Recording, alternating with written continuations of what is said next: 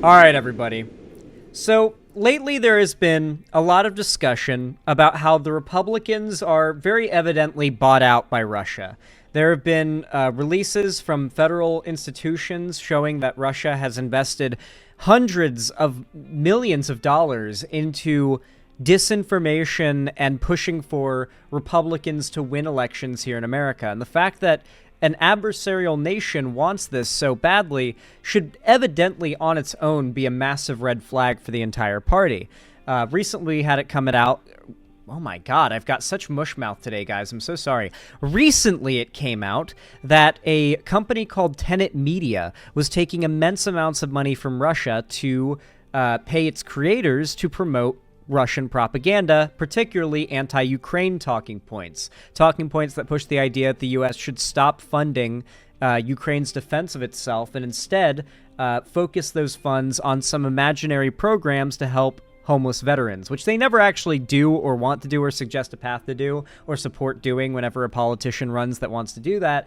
But they do suggest we should spend the money we spend on war or helping our allies, I should actually say, on that, but not actually, though. Just not spending it on our allies.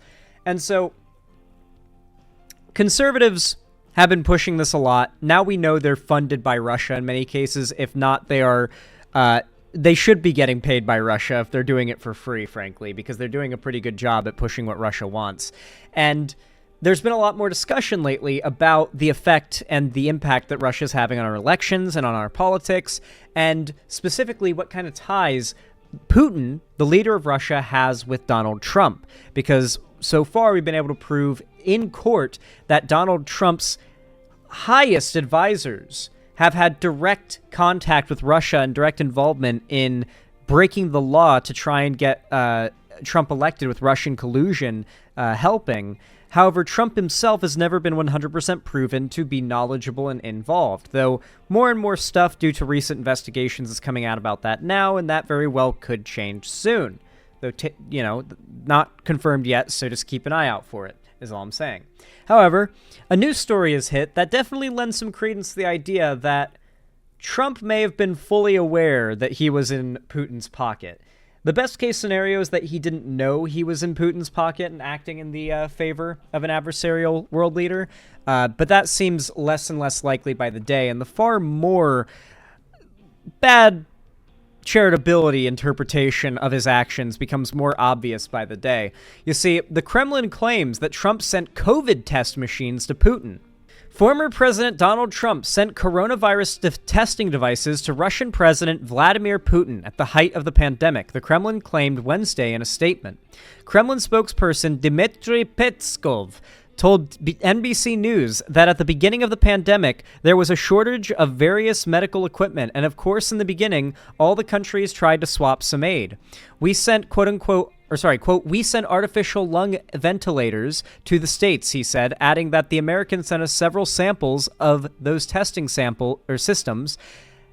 As at that time, there were very few of them. Many countries did this. Sorry, reading, the Russian person speaking here, English second language, their grammar is not great when they speak, so reading it is kind of hard. The story was initially reported in War, a new book by veteran Washington Post journalist Bob Woodward, which reports on Trump and President Joe Biden's relationships with foreign leaders. The book claims that Trump secretly sent Abbott COVID-19 testing devices to Putin. When the machines were in short supply. NBC News has not been able to independently verify this. Peskov also denied Woodward's claim that Trump and Putin have spoken on the telephone several times since Trump left office. No, that's not true, he told Russian outlet RBC. Trump also denied the reporting in an interview with ABC News' Jonathan Karl. He's a storyteller, a bad one, and he's lost his marbles, Trump said of Woodward. In a separate statement to Bloomberg, Trump's re-election team accused the journalists of bias and said that none of these made-up stories by Bob Woodward are true. Now, I will admit, these are claims from a writer, though one that seems to have a pretty decent reputation. I think it's worth noting. Though I think it's important to point out, Trump is a serial liar and has so far indicated that you absolutely, certifiably cannot take anything he says at face value. He does not tell the truth, and we absolutely cannot take his word. How can we trust him? He may say that it's not true, but Donald Trump is a serial liar. We know for a fact he lies like he breathes. How can we trust him? Especially when his only response is just, nuh-uh. The book, which is set to be published on October 15th, raises questions about how Trump would handle the war in Ukraine if re-elected and whether he would continue to provide aid to the country. Trump has repeatedly said he could settle the war between Russia and Ukraine in one day if he's elected president again. But then he was asked about this claim in July, when he was asked about this claim in July, Russia's ambassador to the United Nations, Vasily Nebenzia, told reporters that the Ukrainian crisis cannot be solved in one day. The Republican nominee said last month that his relationship with Putin is very good. He said the same of his ties to Ukrainian President Volodymyr Zelensky when the two met at Trump Tower last month. I'm pretty sure Zelensky does not like Trump and just desperately is worried about what happens if he gets elected. Like, Zelensky is a president of a country under siege right now and needs the support of whatever president wins this election, regardless of who it is. So it doesn't surprise me if Zelensky is speaking to Kamala Harris a lot because, well, that's kind of Kamala Harris's job already, but also if he's speaking to Trump too, because Trump could also become the next president, and Trump is kind of running on the idea of revoking support for Ukraine. And yeah, I'd be scared if I was him. It's kind of his job to speak to the guy whenever he can. As a private citizen, Trump would need the sitting president's express permission to negotiate on behalf of the U.S. government, though. Woodward says in the book that senior advisor Jason Miller told him in July that he was not aware of any conversations between Trump and Putin, but should they wish to speak, they'd know how to get in touch with each other. That is absolutely a lie. Trump and Putin are tight, and everybody knows it. Anyone who tries to claim this, barely associated tie between Trump and Putin at this point is evidently lying. They're at least buddies. You have to at least bite that bullet and admit they like each other. That doesn't mean collusion. You don't have to bite the bullet and say they're engaging in collusion, but if you're not willing to admit they clearly like each other, I'm not likely to believe your claims that there isn't collusion overtly, right? Trump's critics have long taken issue with his coziness with authoritarian leaders, including Putin. Trump has referred to Putin as a very savvy and a strong man and praised Russia's invasion of Ukraine as genius. That's true, by the way. That's true if you didn't know. Trump has let the mask slip numerous times. As congressional Republican leaders push President Joe Biden to act more forcefully to punish Vladimir Putin for sending troops into Ukraine, Governor GOP President Donald Trump, or former, oh my God, I'm so brain blasted today. I must be tired. God damn. Former, not governor, former GOP President Donald Trump and some of his prominent allies have been praising the Russian leader's style of power. The fissures point to a growing divide in the Republican Party between traditional foreign policy hawks who have advocated for a more confrontational U.S. posture to the Russian strongman and a Trump-aligned MAGA faction that has expressed some sympathy for Putin's tactics or described them as effective. I went in yesterday and there was a television screen and I said, "This is genius. Putin declares a big portion of Ukraine. Putin declares it as independent. Oh, that's wonderful," Trump told a U.S. conservative podcaster in an interview published Tuesday. This is why for so long I've emphasized that Donald Trump is so bad. There have been times where he accidentally said what he plans to do when he gets elected, and I promise you, it involves flattening every last square inch of Gaza and developing it for real estate for his own personal gain and the personal gain of his dynasty, his family, like Jared Kushner and his kids, and to revoke all support for Ukraine so Russia and his buddy Putin can take the entire country and annex it like they want to. Donald Trump is fully in the pocket of Putin, whether he realizes it or not. Now, apparently Kamala Harris actually got the chance to hit back reporting about the secret on this news story coming out, by the way. She has apparently spoken on it, so I have not seen this yet, but I'm interested to see how she's responded, because this is a fairly strong point to hit on. For a while now, the Republicans have done an absurd job an absurdly good job, I should specify, at gaslighting the average American into thinking the idea of Russian collusion or Russian election interference is like a massive, it's like the left-wing equivalent of Trump claiming he won the election and that he lost to fraud. People genuinely view it that way, when in reality, this is just another piece of evidence that the Republican Party actually is bought out by the Russian government, and that the Russian government has a clear, open, vested interest in the Republicans winning for some reason. You can think about it if you like, and they're willing to invest shitloads of money in it. That's a good reason, if I've ever seen one. Like, Russia is confident that Republican victories are good for them if they're willing to invest as much money as they do. So let's see Kamala Harris hit on this herself, and yeah, I'm excited to see what she has to say. Explosive new reporting about the secret relationship Trump has been carrying on with Vladimir Putin. One that we now know tonight includes as many as 7 private phone calls since Trump left office. Another revelation tonight is a bit bizarre, and that is that Trump sent Putin individual COVID tests at the height of COVID. Now, according to legendary journalist Bob Woodward's new book, those tests were... This is as thousands of Americans are dying, tens and if not hundreds of thousands more are getting infected, and like America is succumbing to the bat. This is just another example of, at the best, most charitable interpretation, Trump's inept caretaking of the country during COVID. That is the most charitable interpretation you can have of this, is that this is just an example of Trump not knowing how to run a country during a pandemic. Sent to Putin during the height of the pandemic in 2020, right? When gosh, nobody could get a hold of tests.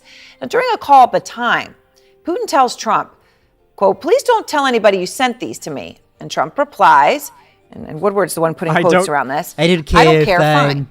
Putin says, no, I don't want you to tell anybody because people will get mad at you, not me. They don't care about me. Now, Trump sending Putin personal COVID tests is at the least fascinating. I mean, how did they get crazy, dude? What? Dude, these personal texts are insane. What? This is the claim from the book War by Bob Woodward. If this Bob Woodward guy is right, oh my god, dude, that's insane. The only reason that so many places would be reporting on this book is if this guy has generally been legit in the past. I'm wondering if we should do like a dive into the guy's resume after this, like at the end of the segment here, and see if like he has a good record in the past to see how legit these claims could be. Because the way it's being taken seems like the guy has a good record. Like, he's not just some nobody putting out a book. Like, people take him seriously. Putin says, no, I don't want you to tell anybody because people will get mad at you, not me. They don't care about me. Now, Trump sending Putin personal COVID tests is at the least fascinating. I mean, how did they get... Guys, he was one of the original Watergate reporters. Okay, all right, that makes sense why this is being taken seriously. He's the kind of guy who busts these cases wide open to the public. He's that kind of guy. He's that motherfucker. He's him. Okay, that makes sense why this is being taken as gospel so quickly. To Putin, who knew about them? Did Trump send them to other world leaders, or was this just special for Putin? And then did Putin really use COVID tests sent from America, putting his DNA on them? I mean, what was this about? Well, today, Vice President Kamala Harris had this to say about it. In the height of the pandemic, and remember, and your listeners will remember, people were dying by the hundreds. Yeah.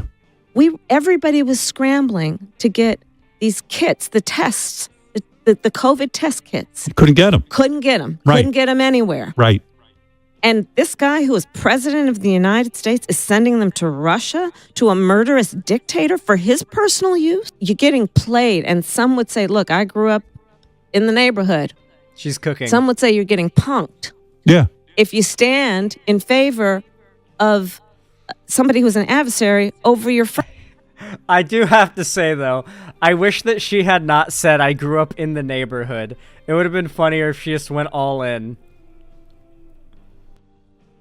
That would have been a clip for sure.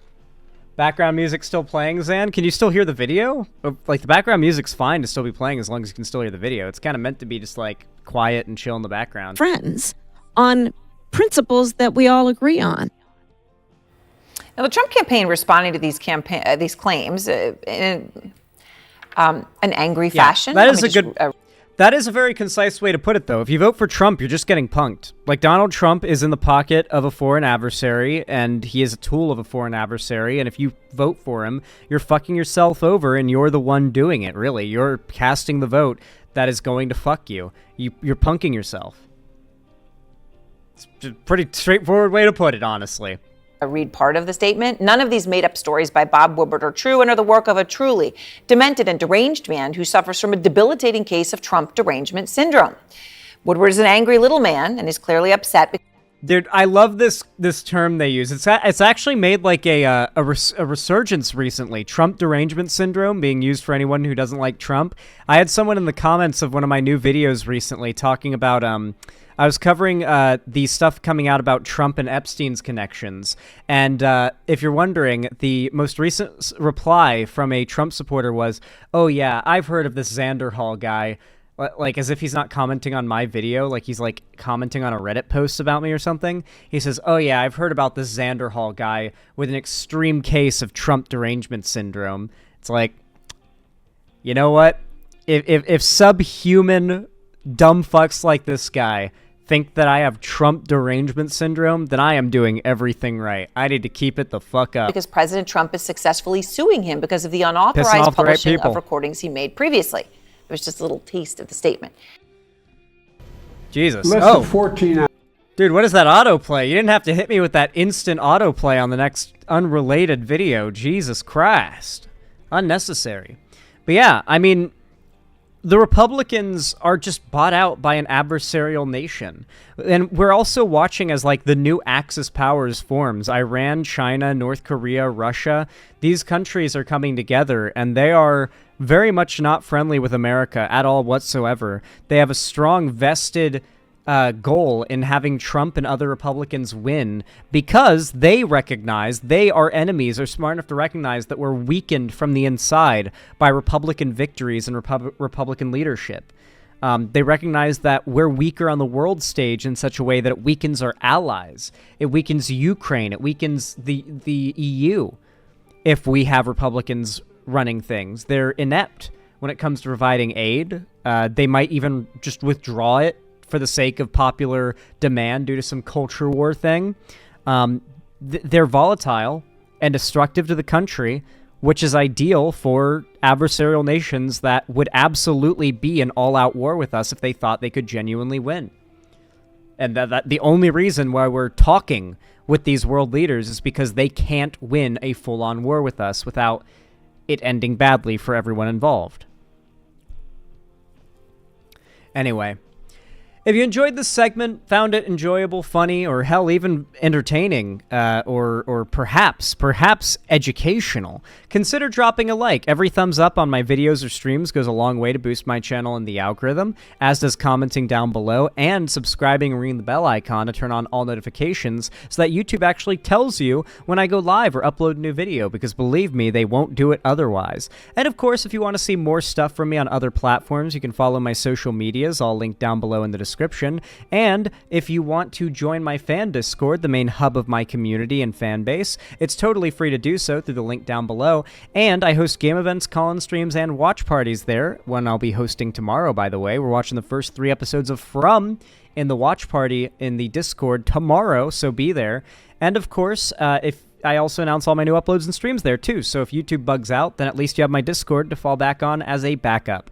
Finally, though, if you want to help me keep a roof above my head and the lights on here at the Xander Hall studio, then please consider, if you can afford it and you feel like it, donating, subscribing, or gifting a sub on my website, xanderhall.com/live, or supporting me financially through YouTube, Twitch, Streamlabs, Stream Elements, Patreon, or buying merch at the Streamlabs link down below. Though regardless of how you support me, even if you're just a lurker who hasn't liked or commented anything, I really do appreciate you watching. I hope to see you again, and have a good one.